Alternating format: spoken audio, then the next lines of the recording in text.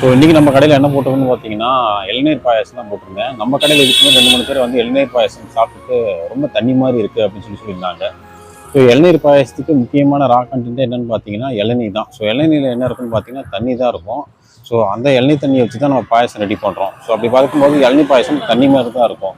ஒரு சிலர் சொல்கிறாங்க நாங்கள் ஒரு சில கடைகளில் சாப்பிட்டோம், அது ரொம்ப க்ரீமியாக திக்காக இருந்துச்சு அப்படின்னு சொல்லிட்டு. அந்த மாதிரி ரெஸ்டாரண்ட்டில் ஒரு சில பெரிய கடைகள்லாம் பார்த்தீங்கன்னா ஐஸ்கிரீம் ஒரு கப்பு போட்டு பிளெண்ட் பண்ணி கொடுப்பாங்க. ஐஸ்கிரீம் போடுறதுனால என்ன ஆகும்னா கொஞ்சம் க்ரீமியாகவும் திக்காகவும் இருக்கிற மாதிரி காட்டுவாங்க.